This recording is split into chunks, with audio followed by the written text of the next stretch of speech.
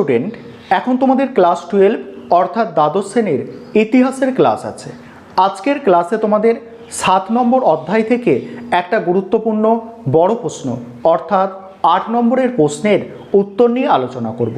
প্রশ্নটা হচ্ছে জোট নিরপেক্ষ আন্দোলন কাকে বলে, এই জোট নিরপেক্ষ আন্দোলনের প্রভাব ও ফলাফল আলোচনা করো। প্রথমে তোমাদের সংক্ষেপে বিষয়বস্তুটা বলে দেব, তারপরে প্রশ্নের উত্তর অর্থাৎ নোটসটা নিয়ে আলোচনা করব। প্রথমে তোমরা বুঝে নাও যে জোট নিরপেক্ষ আন্দোলন কাকে বলে। দ্বিতীয় বিশ্বযুদ্ধের পরবর্তীকালে মানে কি, দ্বিতীয় বিশ্বযুদ্ধ 1945 খ্রিস্টাব্দে শেষ হয়েছিল।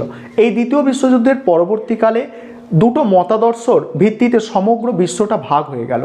দুটো মতাদর্শ কি, মার্কিন যুক্তরাষ্ট্রের নেতৃত্বে পুঁজিবাদী মতাদর্শ এবং সোভিয়েত ইউনিয়নের নেতৃত্বে সমাজতান্ত্রিক মতাদর্শ। এই দুটো মতাদর্শকে কেন্দ্র করে দ্বিমেরুবাদের সূচনা হলো আর ঠান্ডা লড়াইয়ের বাতাবরণ তৈরি হলো। আর এই যে দ্বিমেরুবাদ অর্থাৎ একটা মেরুতে আছে মার্কিন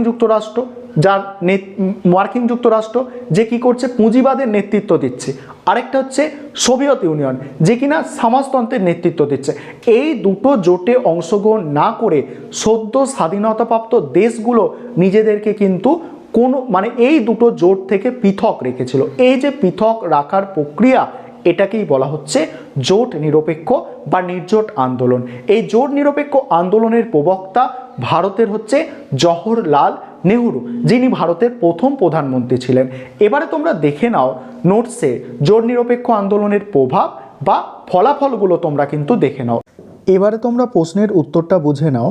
প্রশ্নটা ছিল জোট নিরপেক্ষ আন্দোলন কি, এর উদ্দেশ্য ও প্রভাব লেখো। প্রথমে দেখো জোট নিরপেক্ষ নীতি বা জোট নিরপেক্ষ আন্দোলন কি সেটা প্রথমে বুঝে নাও। কি বলা হচ্ছে দেখো, দ্বিতীয় বিশ্বযুদ্ধোত্তর কালে অর্থাৎ দ্বিতীয় বিশ্বযুদ্ধোত্তর কালে বলতে বোঝানো হচ্ছে দ্বিতীয় বিশ্বযুদ্ধের পরবর্তীকালে বিশ্ব রাজনীতিতে দ্বিমেরুকরণ ঘটে। একদিকে ছিল আমেরিকার নেতৃত্বে ধনতান্ত্রিক জোট আর অন্যদিকে ছিল রাশিয়ার নেতৃত্বে সমাজতান্ত্রিক জোট। এই সময় এশিয়া, আফ্রিকা ও ল্যাটিন আমেরিকার বিভিন্ন দেশ এই দুই জোটের অন্তর্ভুক্ত না হয়ে নিজেদের স্বতন্ত্র ও স্বাধীন অবস্থান বজায় রাখে। একেই জোট নিরপেক্ষ নীতি বলা হয়। নির্জোট বা জোট নিরপেক্ষ আন্দোলনের স্থপতি ছিলেন, স্থপতি মানে কি, এই নির্জোট আন্দোলন বা জোট নিরপেক্ষ আন্দোলনের প্রতিষ্ঠাতা সেটা কে ছিল, জওহরলাল নেহরু। কয়েকটি উল্লেখযোগ্য জোট নিরপেক্ষ দেশ ভারত, মিশর, ইন্দোনেশিয়া, ঘানা, শ্রীলঙ্কা প্রভৃতি। এবারে প্রশ্নের যে পরের পার্টটা ছিল জোট নিরপেক্ষ আন্দোলনের উদ্দেশ্য সমূহ। দেখো বিভিন্ন উদ্দেশ্য ছিল, তার মধ্যে 1 নম্বর উদ্দেশ্য হচ্ছে স্বাধীন ও নিরপেক্ষ বিদেশ নীতি। সেখানে কি বলা হচ্ছে, দ্বিতীয় বিশ্বযুদ্ধের পর দুটি পরস্পর বিরোধী শক্তি জোটের উদ্ভব হলেও জওহরলাল নেহরু বলেন এশিয়া ও আফ্রিকার সদ্য স্বাধীনতাপ্রাপ্ত দেশগুলি আমেরিকা বা রাশিয়া এই দুটি জোটের কোনো একটি জোটের অন্তর্ভুক্ত হলে তাদের কোনো লক্ষ্যই পূরণ হবে না। তাই স্বাধীন ও নিরপেক্ষ বিদেশ নীতি অনুসরণ ও পরিচালনাই ছিল জোট নিরপেক্ষতার মূল উদ্দেশ্য। পরের পয়েন্ট আছে কি, আন্তর্জাতিক রাজনীতিতে উত্তেজনা প্রশমন। সেখানে কি বলা হচ্ছে, দ্বিতীয় বিশ্বযুদ্ধের পর বিবদমান মানে এই যে দুটো পক্ষ সেটাকেই বলা হচ্ছে বিবদমান দুই গোষ্ঠী সোভিয়েত রাশিয়া ও মার্কিন যুক্তরাষ্ট্রের মধ্যে ঠান্ডা লড়াই বিশ্ব শান্তির পক্ষে বিপদ ডেকে আনে। এই সময় ভারত আন্তর্জাতিক রাজনীতিতে উত্তেজনা প্রশমন ও বিশ্ব শান্তির পক্ষে এক বিকল্প নির্জোট গোষ্ঠী গঠনের নীতি গ্রহণ করে। এটাই বলা হচ্ছে যে আন্তর্জাতিক রাজনীতিতে উত্তেজনা প্রশমন। পরের পয়েন্ট হচ্ছে বর্ণ বৈষম্যবাদের বিরোধিতা এবং সাম্রাজ্যবাদী অগ্রাসন বন্ধ করা। এখানে এই পয়েন্টে কি বলা হচ্ছে দেখো, যে সাম্রাজ্যবাদ ও ফ্যাসিবাদ উভয় বিশ্বশান্তির পক্ষে ভয়াবহ বিপদ। তাই জোট নিরপেক্ষ আন্দোলনের অগ্রদূত নেহরু উপলব্ধি করেছিলেন যে সাম্রাজ্যবাদী শাসনের অবসান না হলে বিশ্বশান্তির অলীক কল্পনাই থেকে যাবে, অর্থাৎ বিশ্বশান্তি আসবে না। তাই বেলগ্রেড সম্মেলনে বর্ণ বৈষম্যবাদের বিরোধিতার নীতি গ্রহণ করা হয়। পরের পয়েন্ট আছে ঔপনিবেশিক শাসনের বিরুদ্ধে সংগ্রাম। জোট নিরপেক্ষ আন্দোলনের অন্যতম প্রধান উদ্দেশ্য ছিল সকল জাতির আত্মনিয়ন্ত্রণের অধিকারের স্বীকৃতি, আঞ্চলিক অখণ্ডতা প্রতিষ্ঠা, বল প্রয়োগ থেকে বিরত থাকার নীতি গ্রহণ এবং ঔপনিবেশিক শাসনের বিরুদ্ধে সংগ্রামকে সমর্থন জানানো ইত্যাদি। তারপরের পয়েন্ট, বিশ্বশান্তি রক্ষা করা এবং শান্তিপূর্ণ পররাষ্ট্রনীতি গ্রহণ।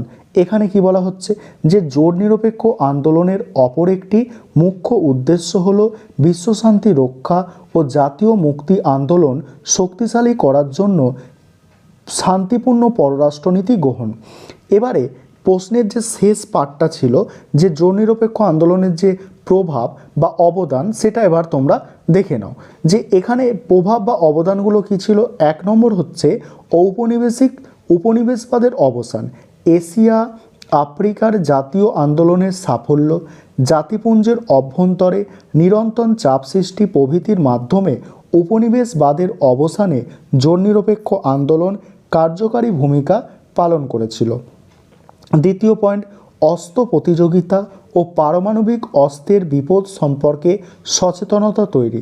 জোট নিরপেক্ষ আন্দোলনের অন্তর্ভুক্ত দেশগুলি অস্ত্র প্রতিযোগিতার কুফল ও পরমাণু অস্ত্রের বিপদ সম্পর্কে বিশ্ববাসীকে সচেতন করে চলেছে।